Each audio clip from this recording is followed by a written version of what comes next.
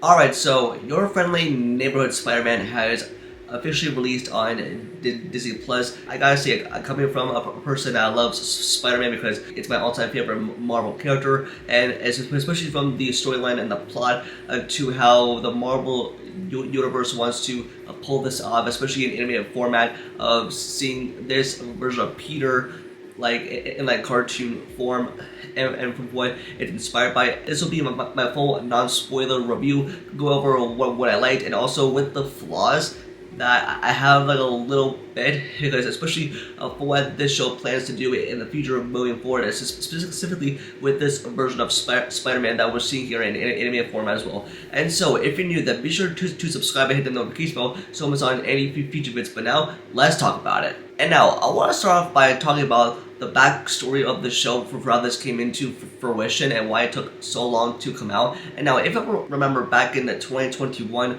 when this show was just called Spider-Man Freshman Year, and it was going to focus on Tom Holland's perspective as a Peter Parker, like we all know and love the MCU's of Peter Parker from the live-action movies, and based on his journey. And plus, this is like going through his origin story for how he got that spider bite, and before he joined the Avengers and Captain America: Civil War. But especially as a layer down the line, we got a promotion, concept art for what the show was going to be like, and introducing so many elements.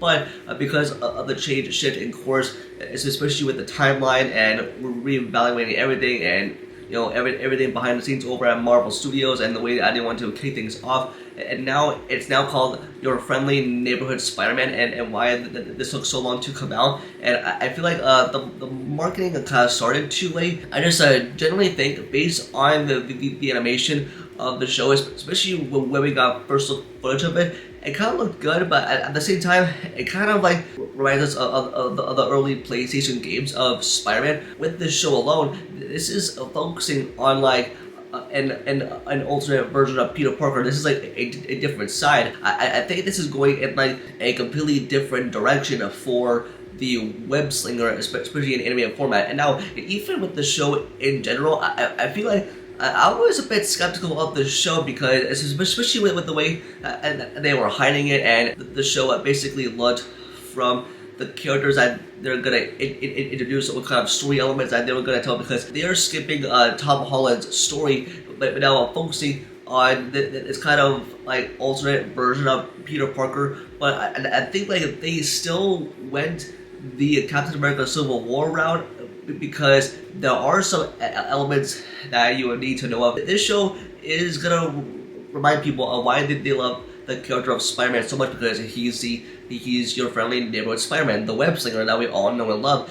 Especially if you love the classic Spider-Man animated series, you'll definitely love this show. And the one thing that I definitely adore from it is especially for telling the story of this version of Peter Parker, of him fitting into Midtown High, trying to become popular, trying to get that girl, working with the nerds, especially of having Oscorp Tower introduce Norman Osborn. And I think they wanted to tell this story a bit differently, especially for what Brad Winterbaum and even for what Kevin Feige wanted to adapt for his version of Spider-Man, because this is like reminding us of the old classic tale of Spider-Man, but telling like a different side to the character, but adding to what we love about the web-slinger, especially from the animation. It kind of looked pretty good, but I had like a bad feeling towards it. But I actually came out really liking it in the first 2 episodes. I think it's off to a good start. But even though like this show is not going to be for everyone, but because it's in cartoon form, but even with the show, I thought the animation looked pretty good, especially for what they want to add up with the show elements and with the storytelling. It is actually really good, and I can tell like they put a lot of effort into telling the story of this kind of Peter Parker that we wanted to get introduced to, especially coming from Marvel Studios, like coming from the animation department within the MCU, and adapting it into, this is kind of like a standalone show. And even when Brad Winterbaum said like this is like not MCU canon, like this show basically does, but there are elements from the MCU, like references that are included in that, and the type of storytelling that they want to do with this Peter Parker. It is actually very interesting because we're seeing Peter living his regular life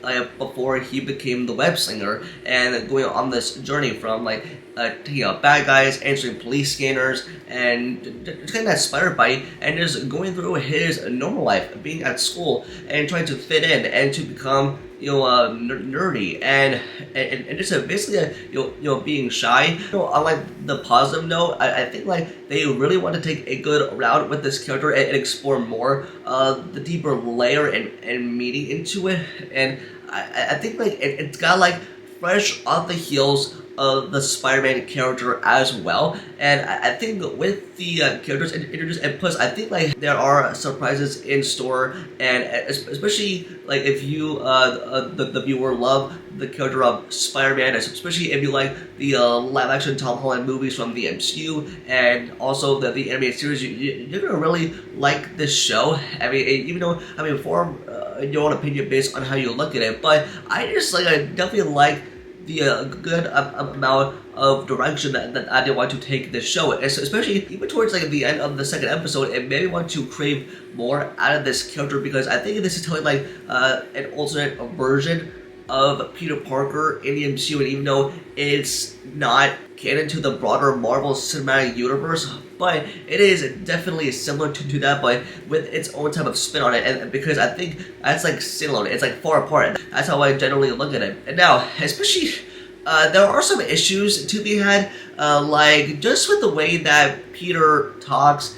It is kind of like, it's kind of been like awkward. I mean, I kind of want to say made it cringe, but it's definitely gone a bit awkward in like a sense. But I think like they still could keep on working on it and still improve on things. But I think it's also a good enough time, and I just think that like this alternate version of Peter has like a good future ahead, because especially for how good the storytelling actually is. It is really, really well done. It is a cool introduction to this side of the web-slinger that like we all come to love over the past couple of decades. The way that it is told, like this is basically like a similar origin story, but with Marvel Animation's own take on the character, and that's the MCU's true vision of Spider-Man, of the way that they want to tell the story in animation, and that's what I generally adore from it. And even from like the first two episodes, I am hooked as like a viewer, and to see like Peter like witness all this stuff like in his life, and especially as he wants to work up to the big leagues, and it is everything that is very interesting, and everything that you love about the character. And I think, I want to say it's, whatever the people say out there, all the doubters, but I can honestly say it is a very good show. It just comes with minor issues, because this show took so long to come out, and even though I wasn't that interested in the start, but I think it's like a definite good show.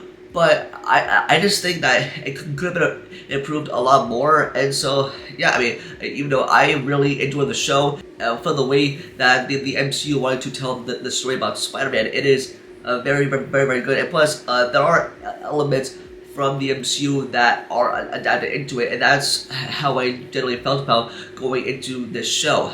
And so, yeah, for my final thoughts on this is, with Your Friendly Neighborhood Spider-Man, I think it is a very good watch, especially if you're a big-time Spider-Man fan, just like I am. You're gonna definitely love it. This is the type of storytelling that like Marvel needs, and I think it is a fresh, good take on the character. And I think like I can't wait to see if the show sticks its landing, or probably not, because it is a standalone project, but hopefully it delivers a good ending, and hopefully that we get more surprises, especially as we're about like 2 episodes in, and the show has about 10. But I feel like this is a definite good future for the character, and for the way that like Marvel Animation wants to adapt it, especially for Marvel Studios and their department. And I think I like this a different version of Peter, for what he's going through his daily life, and being Spider-Man, and to being that web-slinging hero. And yeah, I definitely like it, and I hope you enjoyed it as well. That's gonna do it for this video. Just let me know in the comments below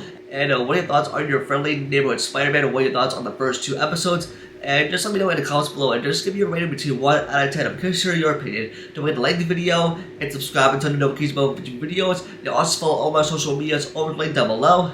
And with that, I'll see y'all in the next video. Peace.